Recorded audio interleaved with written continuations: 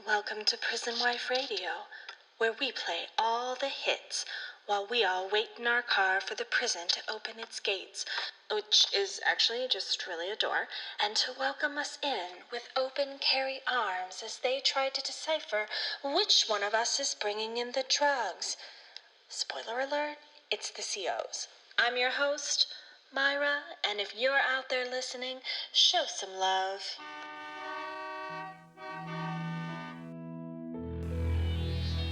There are more than 2 million individuals incarcerated in the U.S. legal punishment system.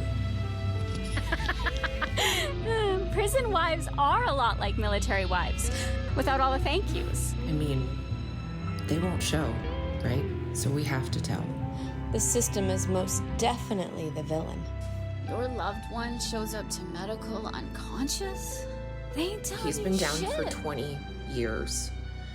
Yesterday he told me that his sentence had to be recalculated.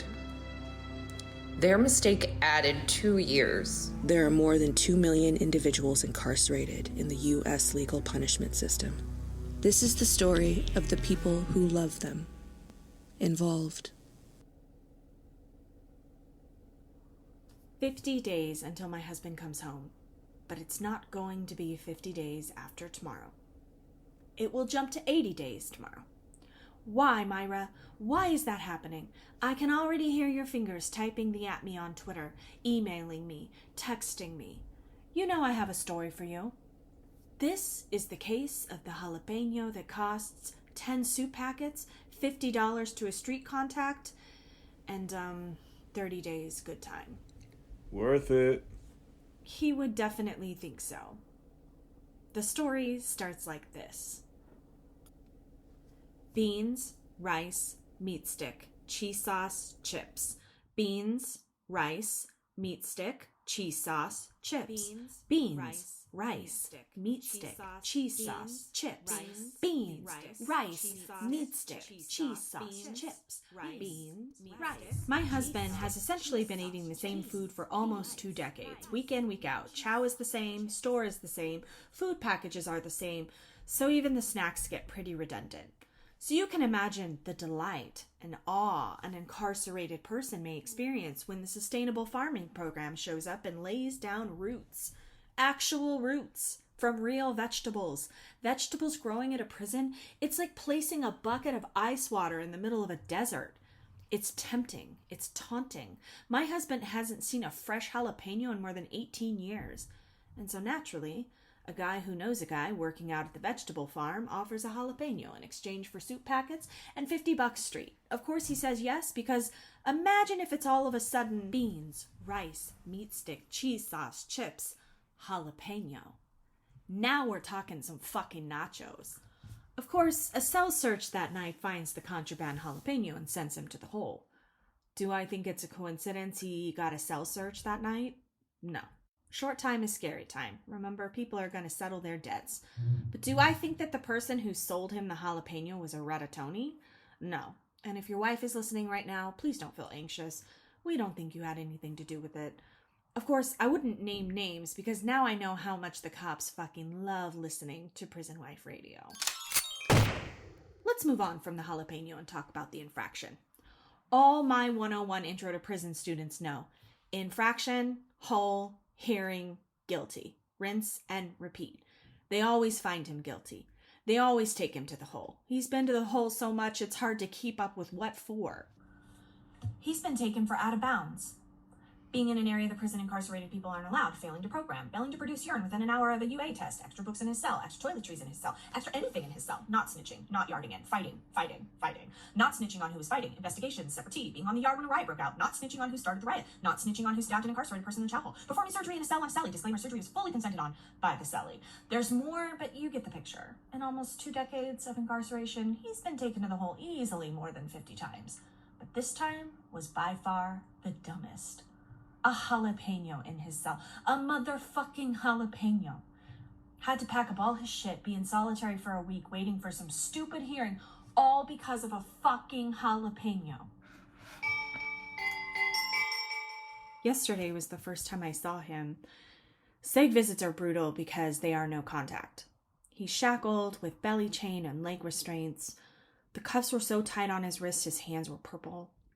He shuffled in, picked up the phone, and held it to his ear as best he could between his ear and his shoulder. I've seen this before a few times, and it never gets easier. To sit on the other side of glass and watch as your loved one is shackled, struggling for circulation, but is happier than you've ever seen them because you're there, it breaks your heart.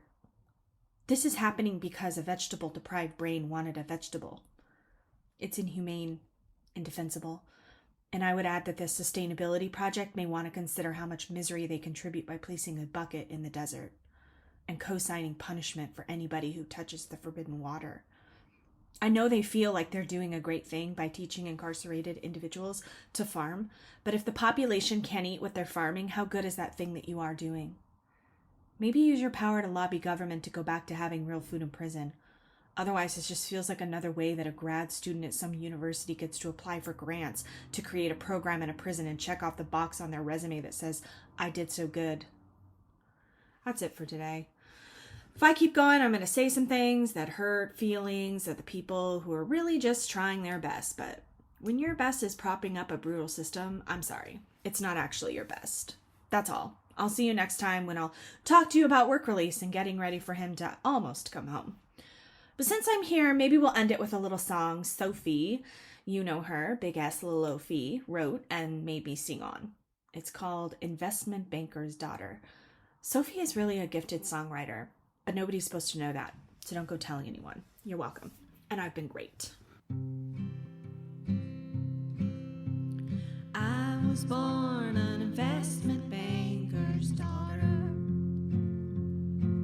and my daddy taught me how to make something out of nothing. He said if you lie low, no one will ever know. And when they do, all you have to do is blame the regulation. I was born an investment banker's daughter. My daddy taught me how to put a price on everything. Let the money speak when the stock is cheap. When the stock is cheap. Shame he didn't take stock in me. In 88, my daddy's fate was decided by the voters in New York State. His running mate was a small town snake who hailed from southern waters. Gave me my first guitar, said we wouldn't get too far unless the voters thought we were country just like them. I was born an investment banker's daughter, but I'll die a country singer in an all-girl band. My daddy's still upstate, but he works making license plates, 'cause he couldn't shake his investment